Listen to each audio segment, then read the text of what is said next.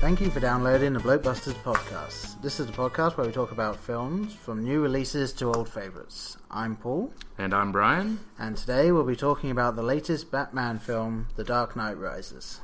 Now, for the about 1% of the people that have accidentally downloaded this and are unfamiliar with the plot, roughly it's 8 years after Batman has supposedly killed Harvey Dent, and he is coerced out of his solitude by Bane's antics to destroy Gotham. Yeah, as you would be. Yes. Well, just for those of you who haven't seen the film, stop listening, you idiots, and go and see the damn film. Because we're going to be spoiling it completely. But just as a bit of backstory, the first film in the trilogy, which was Batman Begins, shows Bruce Wayne's becoming Batman, training with... arguably the finest origin film, I think, in recent history. Very well done, yeah. Training with Ra's al Ghul, and then bringing that training to... Where he learned how to kill wolves. Yes, I believe. Yes, an essential part of being Batman. Yes. Good old Liam Neeson. And also he learned how to comfort people as they're dying. Yes. Which, very important. Well, once again, Batman does that all the time. It's just one of the things that Liam Neeson is, great at. Oh, yes. That and Love Actually. Anyway. Right, moving on. Brings his training back to Gotham, and you see the very beginnings of Batman as proper Batman, beating up thugs, and the necessity for a mask to protect and then, of his course, butler. Yes, that's just his butler. No one else. All he cared about. No. And then you see the beginning of his relationship with Rachel, played by, was it? Katie Holmes in the first. Katie Holmes in the first one. Mm-hmm. And then Ra's al Ghul comes back with the plan to destroy Gotham. I can't remember off the top of my head why he wants to destroy Gotham, but he has a very good reason for it. They needed a clean slate to use a phrase from The Dark Knight Rises. Oh, there we go. Yes, of course. Yes. Spoilers! What is the clean slate? And so he manages to defeat Ra's al Ghul, and then that basically starts to start Batman as this vigilante who... Did they get the bat signal at the end of the first film? I think that's up there. Oh, well, Yeah, I'm fairly sure that's a reveal at the end of that. Yes. And so it sort of becomes him as a essential part of Gotham, and then that leads into the Dark Knight. Yes. And Brian will now continue to talk about. Really? I didn't know we were covering all three. But well, we're just briefly going over it. Well, see, I did not do my homework. Yeah. Need some help? Yes, I would love some help, and I will chime in, sir. All right. Well, The Dark Knight has the Batman has been going on. Now, who's the Dark Knight? The Dark Knight? I don't know. I'm a little confused on that. I think it's the Joker. Okay, great. All right. I'm on pace now. You got it? Okay. No, all right. So Batman is still going strong, beating up all the bad guys, and everyone's starting to be afraid of him, even though getting quite the fan club. Yes, quite the fan club. The imposters. Yeah. Which is, I thought was a good way to start that film. Yeah. And re-establishes that Batman doesn't carry any guns, doesn't aim to kill people. Yes. And then it also introduces the character of Harvey Dent and of the Joker. Yes, the very unfunny Joker, I must say. Yeah. Quite a disappointment how unfunny and cartoonish he was. Yeah, it was possibly the worst sarcasm for the first time listening. Sarcasm. Yeah. Sarcasm, an essential part of this podcast. Yes, ladies and gentlemen. Yes, possibly the best performance Heath Ledger gave, and such a shame that what happened. And, yeah, yeah, so we will try not to dwell too much on the Joker, because as we know, he was not a part of the Dark Knight Rises. Unfortunately, no. Yeah. But it did not suffer from that. Did not. Surprisingly.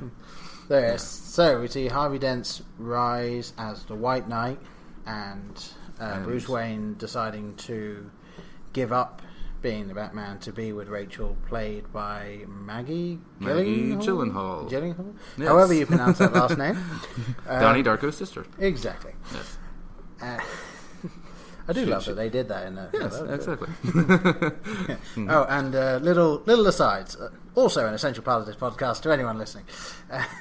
To the three of you. Yes. The three of you that might have continued listening after the beginning there. So yes, he decides to give up being the Batman, but as the Joker's plan comes to fruition, or doesn't, as you see, it actually ends up being a bit of a dud, but he does end up corrupting the White Knight of Harvey Dent. Very true. And killing your girlfriend will do that to you? Yes, very much so.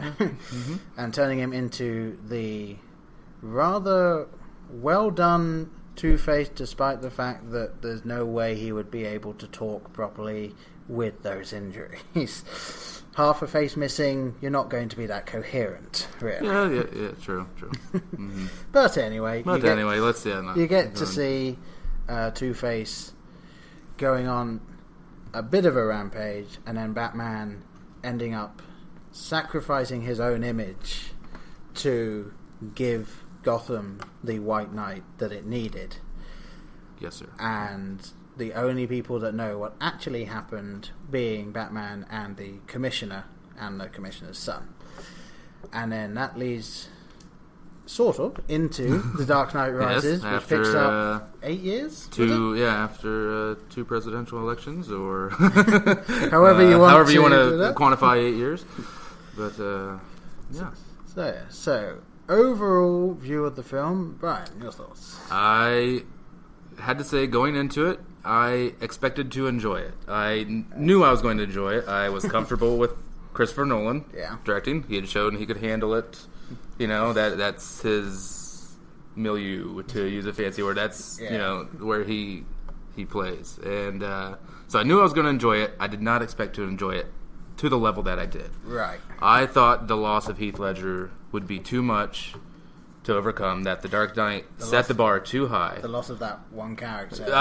I think he was that film. As much as Christian Bale was essential, but he was that second film. Completely agree. And I thought the loss of him, the loss of that character, would be too much. I didn't think the audience wouldn't be invested into a villain that most people unfamiliar with the Batman canon would not recognize. Yeah. Bane is not on the short list of Batman villains. You think of the Joker, you think of Poison Ivy, everything those fantastic films covered in the 90s.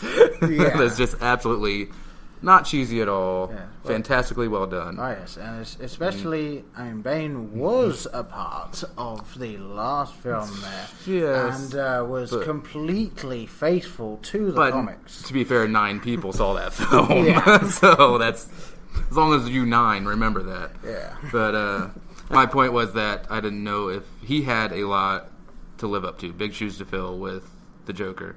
And he pulled it off in my mind. He didn't exceed it, he didn't match it, but it was up there. It was in the ballpark. Yeah. And so I was very happy with it. Did not enjoy it as much as The Dark Knight. But I think I think that's fair, and I don't know if that's what Christopher Nolan set out to do, but he did the best that I could imagine with that film. Right. And Paul, your impressions? Ditto. Utter shite. Complete, utter garbage. My God. No. He definitely had a problem going into The Dark Knight with, as you say, the loss of Heath Ledger and the Joker not being able to be a part of it, because I don't think, even if they were wanted to do the Joker, I really don't think that anyone would have even wanted to have taken the role. It would have been a huge mistake to cast someone else. It wouldn't. It just and to do a Heath Ledger Joker impression. So I'm very glad that they didn't even try. Yeah, didn't mess with CGI, didn't mess with anything like that. archival footage, stuff like Yeah. that, and things you can do now. Yeah, I heard they were thinking of like possibly taking a deleted scene and maybe sticking it in somewhere, but So I was glad that they went with a new villain and that they gave it sort of 8 years ahead so they could do more with it, because I felt that with the Dark Knight they had a very clear sort of this is what the world is like, and you have Harvey Dent dying. Spoilers again at the end. The film's what, 6 years or 7 years? Whatever years. Yeah. Please, you've seen it. Yeah. So he's dead at the end and pinned on Batman, and so I didn't really want to come back to 2 months later. He's still in hiding. What do you do with that? Exactly. So it was good they pushed it far enough ahead. They were able to change. And it doesn't seem like Bane just comes out of nowhere. He's had 8 years, presumably, to more, technically. Since he's spoilers. I will stop saying that, I promise. Yeah. But been in the League of Shadows for his whole adult life, or his much his whole life, and so he's obviously wanted to carry on Ra's al Ghul's destiny. Yeah. But so it's like it gave them the chance to shape Gotham into what it is at the start, which is the Harvey Dent Act exists, which means that they can actually put the bad guys into prison rather than keep them on the street, because it's better than trying to arrest them. Which makes no sense. No sense at all. And so it was able to give us a slightly different Gotham than we were used to, which also made us accept that Bruce Wayne has been in hiding, and that Gotham at that point no longer really needs Batman, which shortly after this film starts, it does again. Very much so. Yeah. Just a touch. Just a little bit. So and then watching the film, I kept trying to think, like, what's going to happen next? How's it going? Because my brain will not stop doing that. And I'm happy to say that for the most part, I couldn't come up with what they came up with. It was you do not have time to figure out too much. Most films, my brain is always working ahead and trying to figure out where it's going. Trying to pretty much ruin the experience for me. Yeah, trying to see all the angles. I have unfortunately ruined some films for my wife by doing exactly that. You can't keep it to yourself. So that's what that is. She'll turn to me and be like, "Why did you say that?" Yes. Why? But this film is so fast paced, and just you're constantly invested and having to pay attention. Yeah. You don't get a lot of free mental time to work everything out. Yeah, I mean, I did feel like with pacing and everything, like even the slow parts of the film, the emotional dialogue scenes, and things like Alfred. You need to pay attention, Bruce. And like especially with Alfred, I found that it's not that you had to listen; it's that you want to listen. Michael Caine does such a fantastic job in this film. He is Alfred. Yeah, and it's, I mean, obviously a fantastic actor, but he had no trouble, and I'm sort of hoping that they really don't do any more going back and doing Batman again, because maybe another actor at the time will do it well, but like Michael Caine as that Alfred doing what he does, I think is like the best Alfred. Well, yes, forgive me, I don't know the actors that have played Alfred before, but there was no emotional investment into Bruce at all. No, it was just he was the butler. He helped out. He kept the secret of Batman, and that was it. Yeah, he washed up at the end. Michael Caine was a father figure. Raised him after his parents died, or after and welcomed him back after and Batman Begins. Yeah. Well, there's even there's the line in The Dark Knight Rises where he says that he's been looking after him and even worrying about him since the first time he heard him crying in the halls of Wayne Manor. Yeah. So he has been as much a father to Bruce as his own father. Yeah. Was until his untimely death. Feels the responsibility to look out for him, and it's the only way he can get through to him. is to leave. Sorry, I'm not going to say spoiler, even though I just did.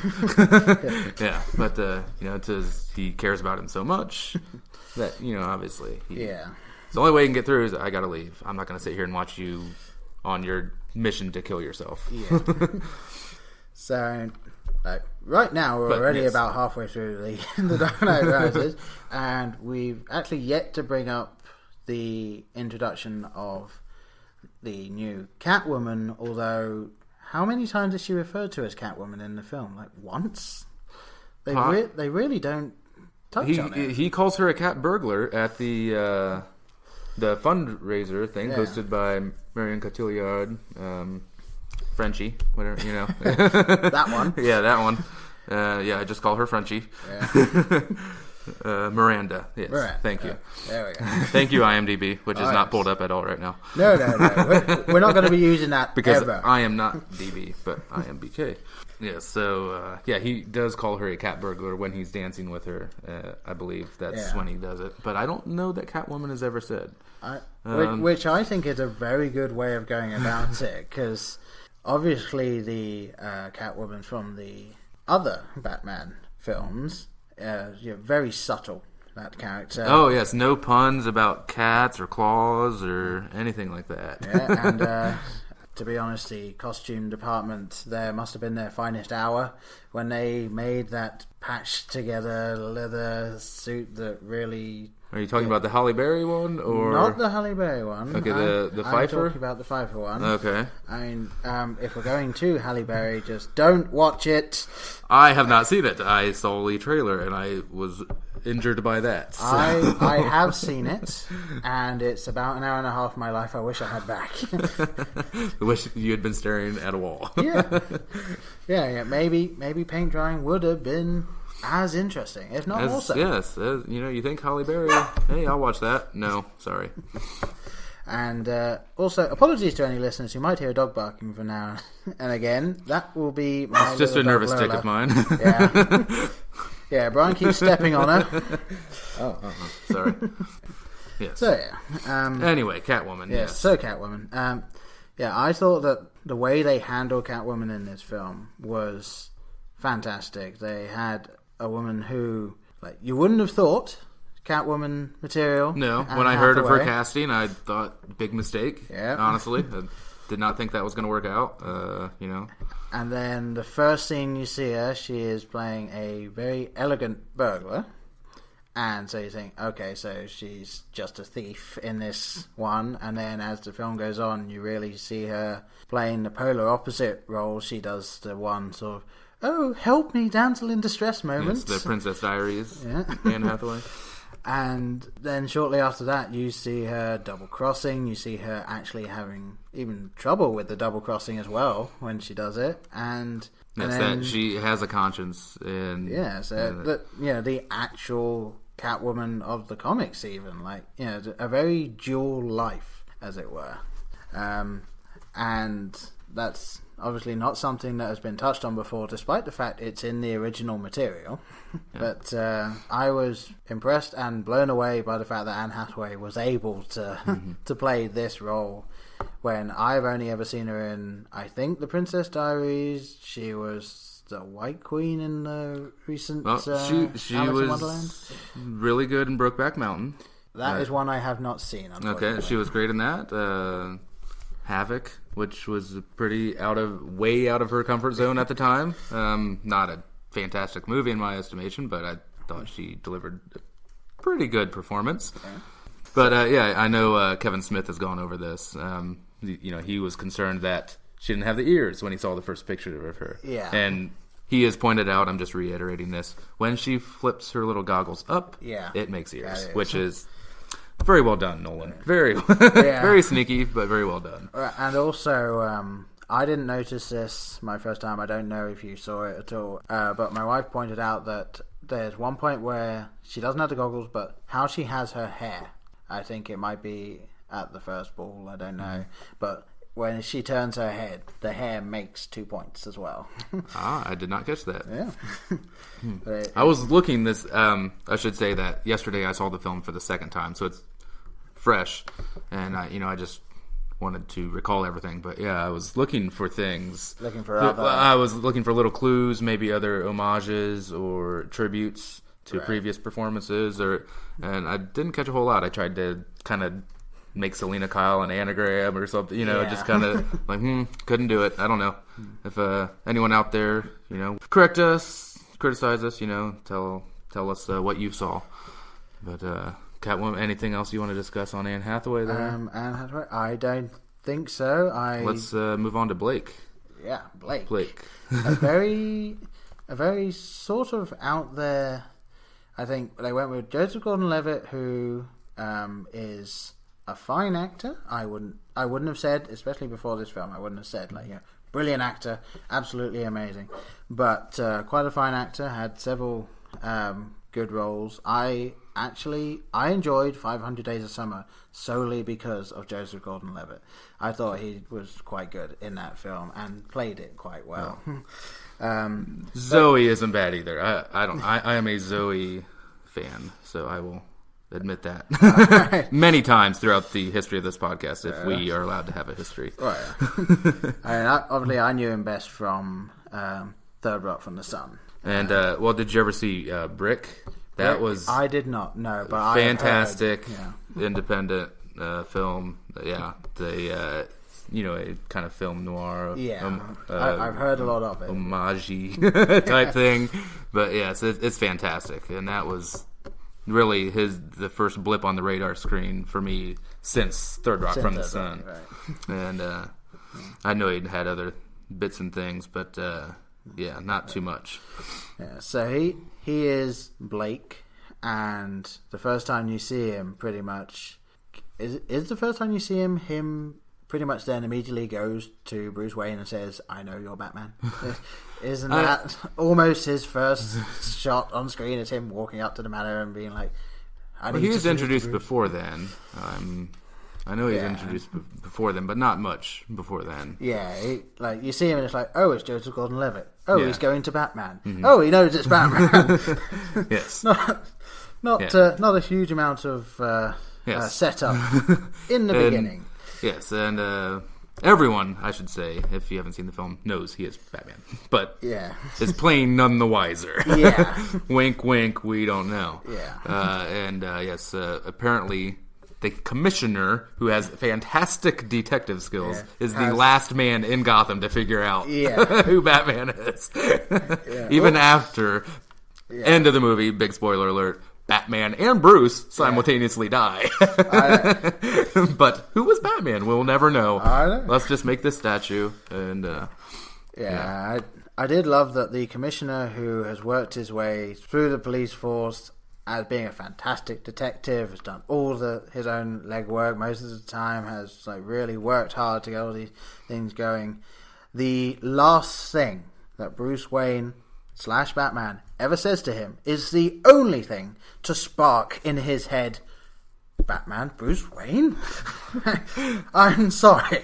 No. Yes, and it's a memory from 30 years ago. Yeah, it is the fact that he gave his coat to the young Bruce Wayne after his parents died. Wow, okay. That must have been the only kid he ever put a coat around. It's Batman was actually Joseph Johnson from down the street. Oh my goodness. You have to be more specific. I've put a lot of coats on kids. But anyway, so yes, Blake is, I would say, a fairly solid character, although very much falls into the sidekick role, surprisingly enough, knowing that, again, at the end of the film, we find out that he is Robin, despite the fact that anyone that knows the character of Robin knows his last name is Blake, and will probably have worked it out by then. But anyway. Yes, but if you're just enjoying the film, there aren't really any dead giveaways. They don't try to show their hand too early. It's not like, oh, what's your favorite color? Robin's a blue. Yes. I did feel it was slightly tacked on the ending, oh, you really should go by your first name. Well, they had Robin. to show at the end. There had to be something there to. Yes. I'm sure if they'd given the script meeting another hour, they might have come up with something short of, what was he doing? Going to the DMV or something? He was picking up his luggage in the coordinates So I think in that were the coordinates for the Bat Cave. Yes, just picking up a luggage, and the person at the desk that you've never seen before said, "Oh, Robin's a much better name." Because she's the one person that thinks that. You should go by that ambiguously, gender neutral name that you have clearly Robin. Discarded. Yes, that you clearly hate. You should. Nobody ever. You should listen to this stranger. I like it. But from that very first discussion he has with Bruce in Wayne Manor, I was on board with him as Blake. Because, with Anne Hathaway, I wasn't so sure about him in the role. But he played that scene very well about how they're both orphans, how he knows what it's like to be angry in your bones. Yeah. And, you have to just pretend for people to fake it.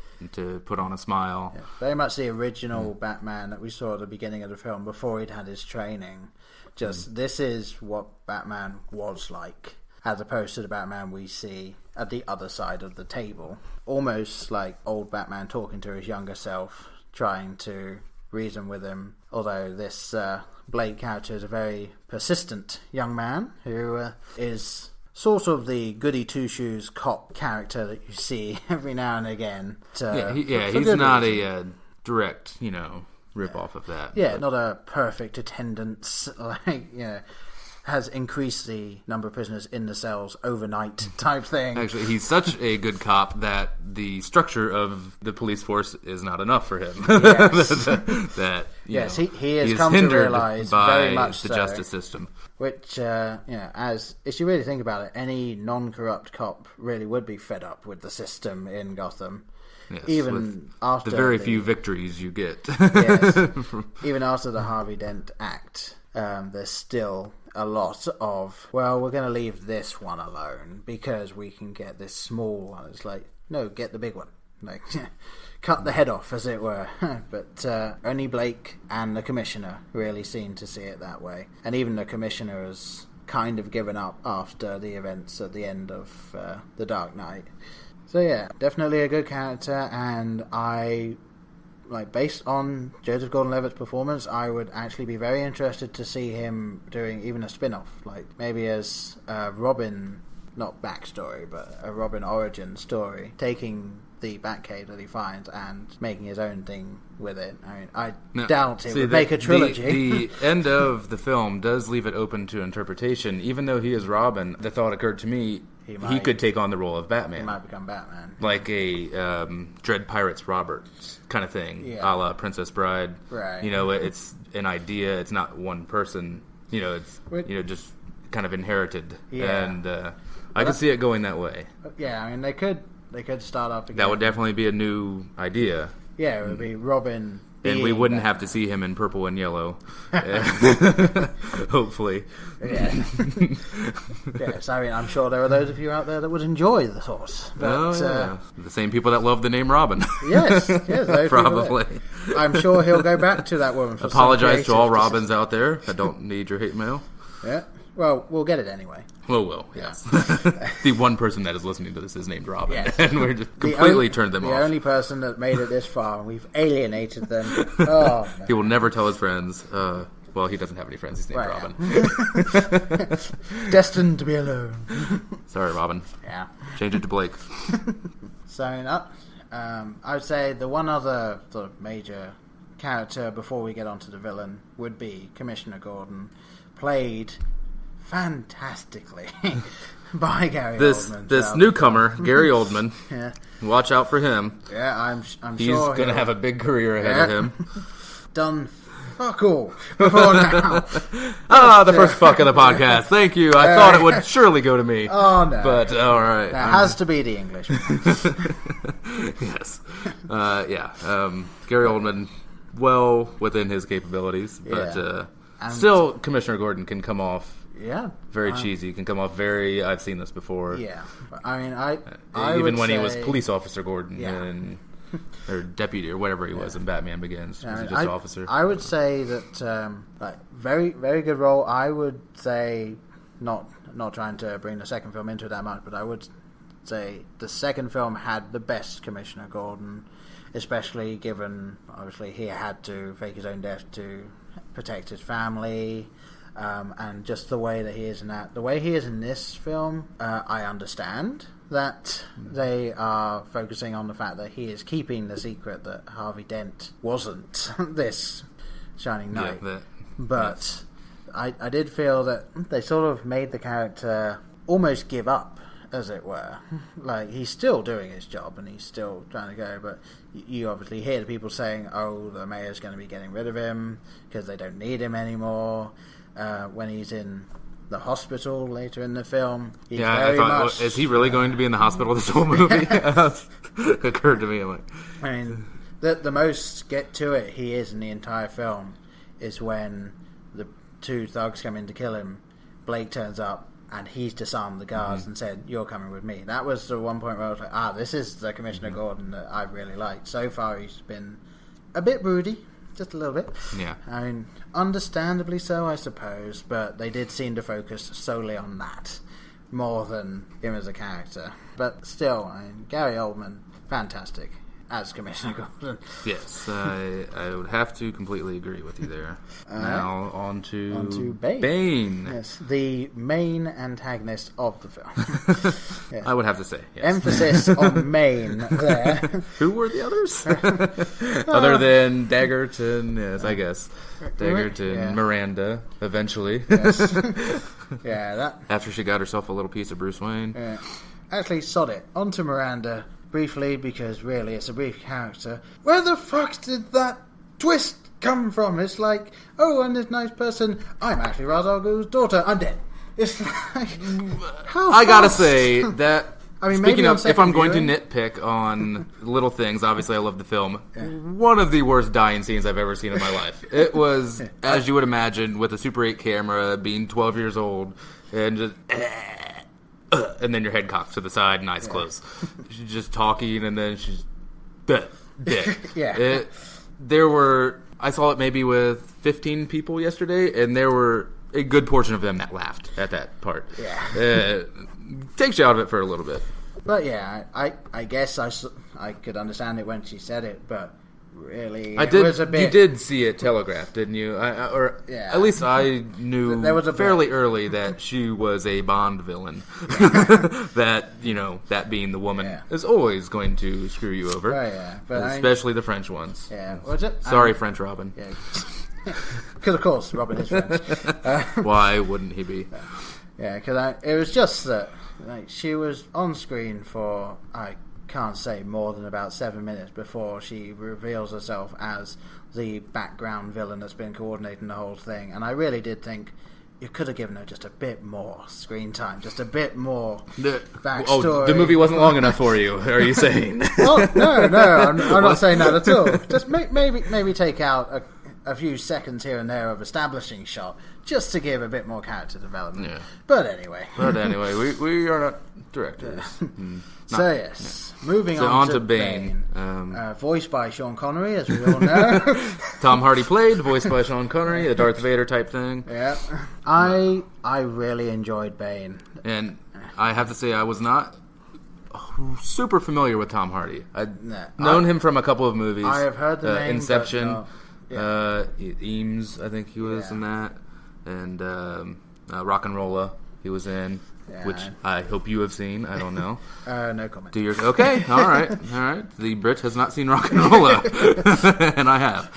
All right, and but yeah, I mean, I don't know the Bane from the comics super well, but I just enjoyed this incarnation of Bane as a man who clearly has nothing to lose and almost no conscience. I say almost because we know that he is working and cares for this Miranda character, but apart from that, he does not care. He views himself as a necessary evil. I mean, with the League of Shadows mission statement, the underlying is a wish to do good by extremely radical and violent means. There has to be the big bad event before the good can come from it. So, and you do see a bit of weakness in him when it is revealed that Miranda, he cared for her, and there's a little wetness in the eyes there. He doesn't, no tears, but he it's clear he's fond of her. You know, I also found it was kind of an interesting thing because you find out that obviously you think that Bane is the child that climbed up the wall from the prison when it wasn't, but well, it's because they tell you that. Yeah. You think it's because you were told that, but obviously Batman comes back from having climbed out, and and then he fights Bane, and you seem to realize that Batman is on par, if not a little bit stronger than Bane now, because Batman also is just fighting for good. Rather than fighting to protect, he is fighting to just be good and to destroy this one thing, being Bane. I did enjoy the fact that there was a behind-the-scenes person. Obviously, I wish it had been more fleshed out, but anyway, that's another topic. Real quick on the voice, first time I saw it, I caught maybe 50% of the dialogue, I'd say. Yeah. I can understand he was angry. That's like angry or whimsically being violent. But second time around, I would say I caught about 80 to 90% of the dialogue. I did pick up a lot more. There were still a couple of sentences that I was like, come again? Get that biscuit out of your mouth, Sean Connery. I don't know if because it appears to have a slight Scottish dialect to it, I didn't find it too difficult to understand him. It also might be because there's a fair bit of bass to it, and I tend to do better myself with voices with bass in. But I enjoyed the voice, but I do definitely understand that most people would have trouble with it, and that it can possibly get a bit grating. And from what I understand, it was much worse than what it ended up being. Yeah. But not necessarily, though, as bad as where is she? Where are the other drugs? And I love. And did you notice when Batman goes to visit? He's impromptu Batman when he visits Gordon in the hospital. He puts a little black, ski mask on, and he's using the Bruce Wayne voice. Yes, he's whispering in the Bruce Wayne voice. Just a little bit deeper. Still no clue to Commissioner Gordon. Apparently, too traumatized by his injuries. Yes, but the Commissioner Gordon, who has spoken to Bruce Wayne several times. And how does Bane eat? Was the other thing that has been brought up to me. Osmosis. He just smacks a slice of pizza against his face. Yeah, intravenously, I suppose. But anything? I don't think there's anything else. I would just briefly say possibly the best villain they could have gone for with Joker being out. Obviously, a very good choice of villain with what they did there. So, real quick, apologies to Mr. Fox. We did not get to you. Morgan Freeman, Maybe the next time we could do a Batman retrospective. Matthew Modine, sorry to you. And that's as far down as the cast list as I'm going to go. Well, today we were just focusing on the sort of meat. Yes, the meat and potatoes, not the veggies. And also, very briefly, I just wanted to point out the ending. I get the ending, and I thought it was an okay way to finish the film. I think it was a bit of a tease for it to be supposedly the last, and then it to be set up like there's going to be another one. The one thing I wish they had cut out is Lucius Fox talking to the engineers, and the engineer tells him, the autopilot was fixed 6 months ago. If that wasn't in there, and you wanted it more ambiguous. I wanted that not to be in there, and still have the scene with Michael Caine at the dance, seeing him there. So you could think, is it a hallucination? Because now you know it's real. Because that scene immediately followed the... I wouldn't be surprised if you were to find out that was a studio recommendation. Probably. That you need a clear-cut, happier ending. Yeah, because Christopher Nolan, with some of the films he's done, I would have thought he would have gone with not having that in there. Like maybe having Lucius Fox at the funeral smiling or something, so he knows something, but he's not saying it. And then have Michael Caine seeing Batman and Catwoman, where'd that come from? Or something like Batman has died today. Not Bruce. So that there are clues that it probably is okay, but no, definitely. Unlike a lot of people I know, I'm comfortable with those ambiguous endings. I'm comfortable making my own judgments about what happened. I don't need to necessarily be told. I like those films as well. Yeah. But I was fine with in my mind he was alive. Whether that autopilot Whether scene that was in would've there or been in not, to me, he had lived. Right. And, you know. He'd been able to get out. Because Which right at the made beginning sense. when Fox said it needs a less busy mind to fix the autopilot, i.e. you. Yeah. And, you know, you're given a little doubt when he tells Catwoman that I haven't. There's no autopilot. But I don't understand why he said that, other than he wants Batman to disappear. Well, I get that as well, because she wants to disappear as well. Mm-hmm. Yeah, So he wants if the clean comes slate back, as well. If he comes back when she thinks he's dead, then surely everyone's going to think he's dead, and she can disappear with him. Yeah. So Very true. I can get that. And again, that would have made it even more ambiguous at the end, like, because he would have seen the two of them together, and then you think, you know, okay, well, maybe they are alive because they're both there, but how would he know? Like, you know, maybe he just saw him being happy at the dance with her and put that in his head, and then you see it. But still, I mean, with the exception of that one line, I thought a good sort of compilation of ending for the characters and possibly new beginning for Possibly Robin. for Joseph Gordon-Levitt, yes. So should we get on to our ratings? I think so. I'll explain this quickly, as I have Come up with this about an hour ago.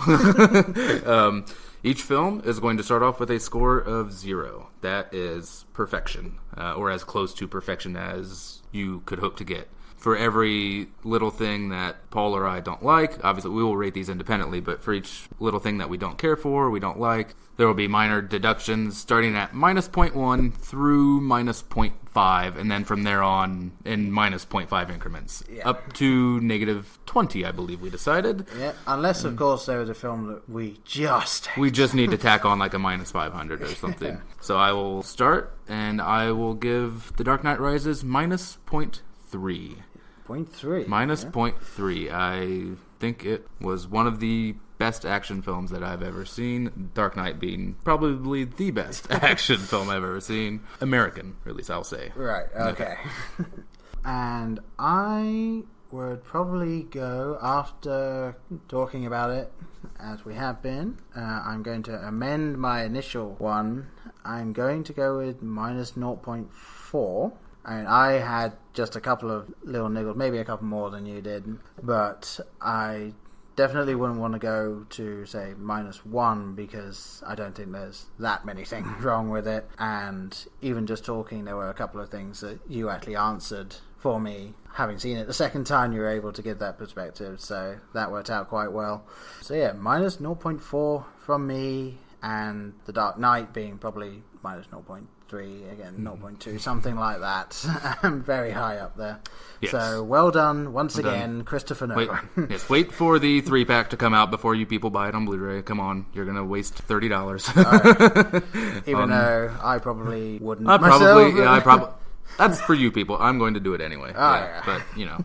But definitely one worth buying and owning, watching multiple times. Yeah, even going to see, I'm sure it will be at the $. I would have no problem going to see it in the theater 1 or 2 more times. Yeah. And I don't do that with movies very often. I want to go and see it twice. I've never been to the cinema to see a film twice, mainly because I've never been able to. But now that I am able to, I probably will. So yeah, well, that was our review of The Dark Knight Rises. Thoughts? And of a couple of other films as well. But, yes. That will probably be a staple of our podcast as well. I believe so. Alright, so my name was Paul. And I'm Brian. And thank you for listening. See you next time.